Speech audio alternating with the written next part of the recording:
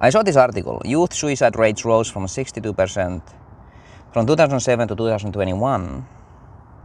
People feel hopeless, one recent grad says. And in it, there was linked this article. Parents of Stanford soccer captain found dead in dorm say they had no red flags. And I guess this is the mother saying she was excited. She had a lot on her plate. She had a lot going on, but she was happy. She was in great spirits.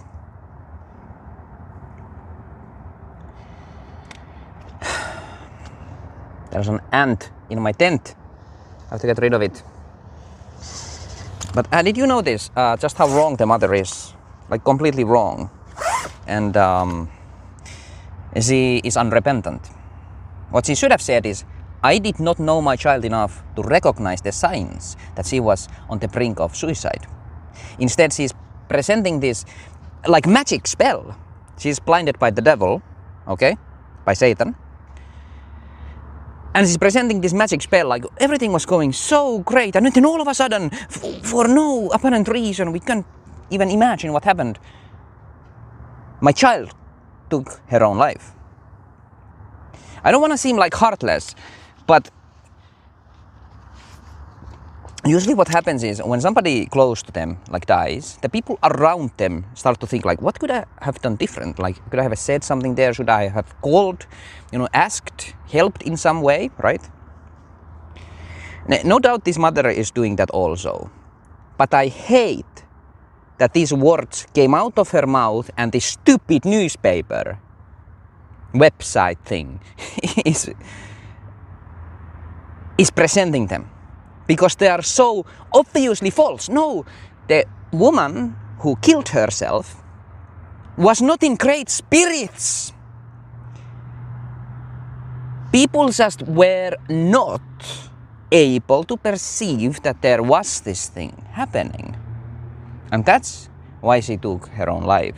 She was like alone. When you look at somebody and they seem like they're happy, they're having the greatest time of their life, it's because people do this thing where they like use the last bit of their will to live to present themselves in a way that makes it seem to the others outside, usually the people who don't really know them that well, that they're doing great. They don't want to hurt anybody. They don't want their pain to become somebody else's burden. And this is the kind of thinking that Satan loves, because it means that the one that can't carry the burden will be crushed under it.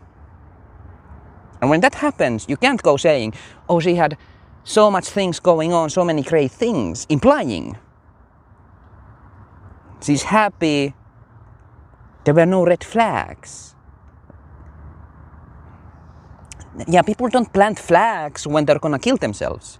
This is like a spiritually blind person describing a spiritual event that happened that was horrific and led to the death of a young woman. These words. So, I wanted to talk about this because the truth is the thing that you can't deny. That's how we prevent this from happening. And what's the truth here is, well, the mother should say, instead of these lies, these things that are categorically, verifiably false, she should say, I didn't see the signs. They were there. Unless you're telling me that this teenage girl was able to deceive so flawlessly everybody. No, there were signs there. You didn't notice them. You weren't paying attention. I made a mistake. When you're looking for answers, like, what could I have done differently? This is where you start. You stop speaking in this way that is so false, that makes it seem like, oh, nobody could have done anything. Nobody knew anything. It was so mysterious what happened. Like it's a magic spell, but it wasn't. What are these insects doing in my tent? That's crazy.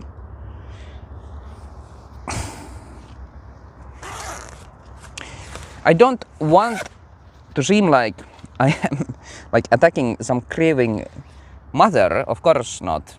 But I'm talking about the mistake that cannot be repeated, that's like visible here. I'm glad they spoke out. Parents of Stanford soccer player who died by suicide speak out. I'm glad they spoke out.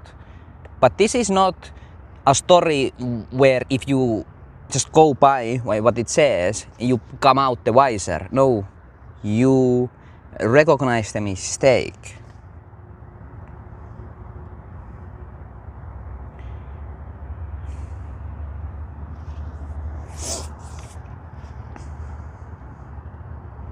She was in great spirits. It's not a great spirit when you have a young person expanding their last will to live their final bits of life force to please you, to make it seem like everything's happy and great. That's not a great spirit. That's one that leads to death.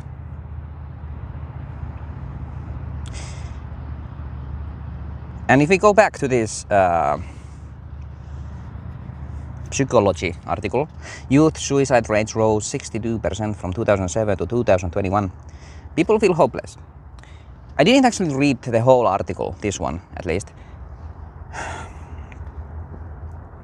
because I know it's just gonna be full of the thing that's so irrelevant, like, oh, people's job prospects, career prospects, you know, their money situation is worse than what their grandparents had. As if that is something that you need to desire to live. It's that people are convinced that these things, which are not important, which are not vital to your life, are greater than life. They're convinced that the way the world does living is the way it ought to be done. And these are the things you should be seeking for. And it's not true. We know it's not true because Christ literally said, like, don't worry about the things that the pagans are searching for. Life is more than just clothing and food and things like that.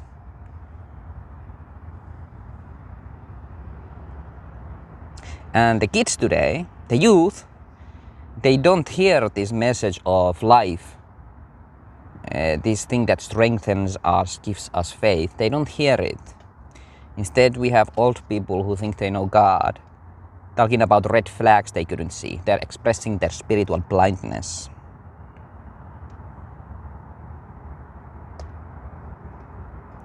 The blind have been leading the blind for a long time.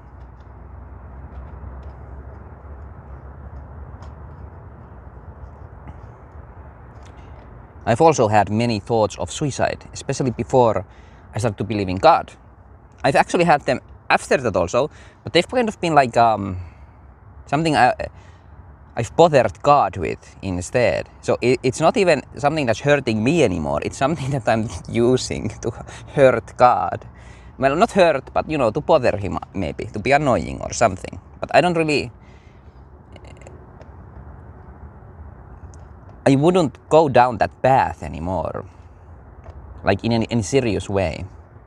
But before, of course, that's what I had in my mind. All I did was play video games and go to work that I hated.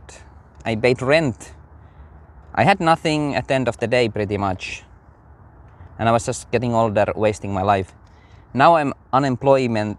I live in a tent, and I have a lot will to live.